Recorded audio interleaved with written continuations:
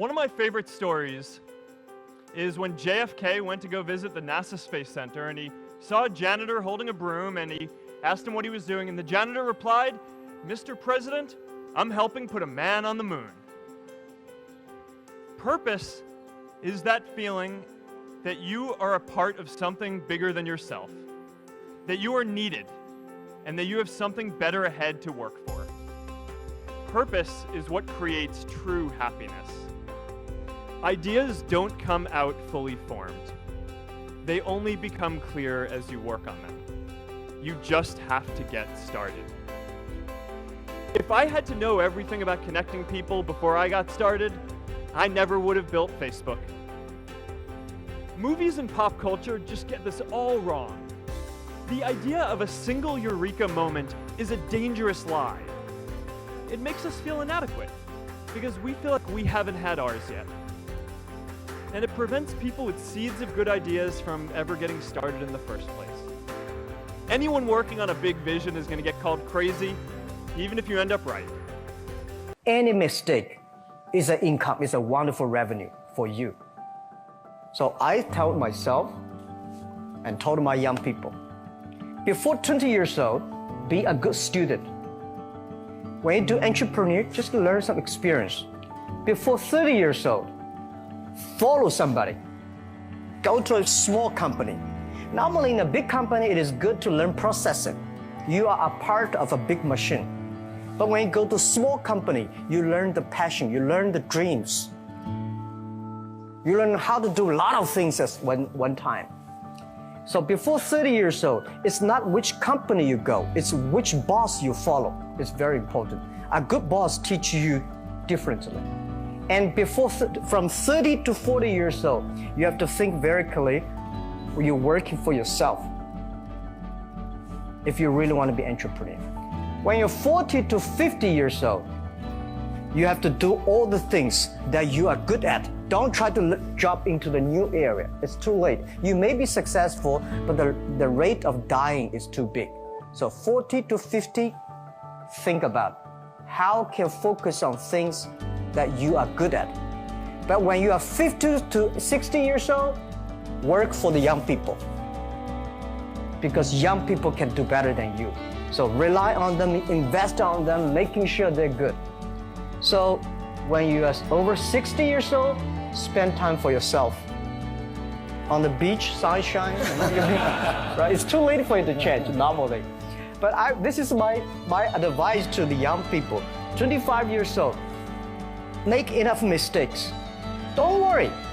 You fall, you stand up. You fall, you stand up. Enjoy it. I'm 25 years old. Enjoy the show. Enjoy the show. If you make your bed every morning, you will have accomplished the first task of the day. It will give you a small sense of pride, and it will encourage you to do another task, and another, and another. And by the end of the day, that one task completed will have turned into many tasks completed. Making your bed will also reinforce the fact that the little things in life matter. If you can't do the little things right, you'll never be able to do the big things right. And if by chance you have a miserable day, you will come home to a bed that is made, that you made. And a made bed gives you encouragement that tomorrow will be better. So if you want to change the world, start off by making your bed. For the boat to make it to its destination, everyone must paddle. You can't change the world alone. You will need some help. And to truly get from your starting point to your destination takes friends, colleagues, the goodwill of strangers, and a strong coxswain to guide you. If you want to change the world, find someone to help you paddle. I hate Plan B. And I tell you why. Because we have so many of those people that say no and you can't do it, it's impossible.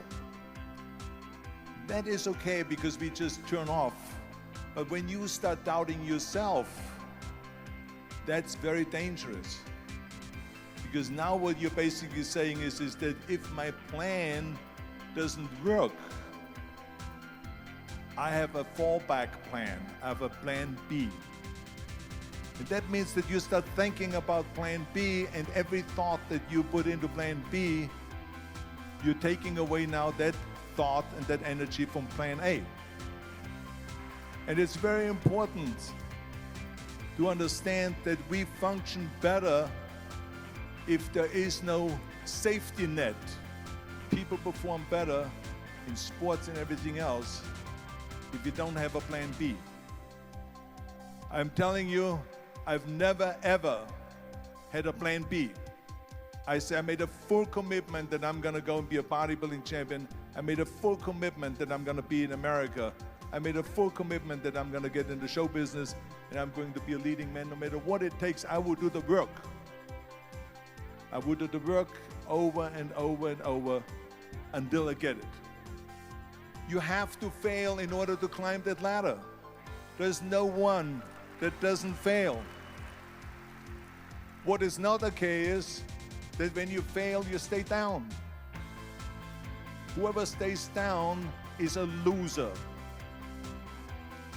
And winners will fail and get up, fail and get up, fail and get up. You always get up. That is a winner. That is a winner. Don't be worried about losing, because when you're afraid of losing, then you get frozen. You get stiff, you're not relaxed. You got to be, in order to perform well in anything, if it's in boxing or if it is on your job or with your thinking, is only happening when you relax. So relax. It's okay to fail. Let's just go all out and give it everything that you got. That's what it is all about. So don't be afraid to fail.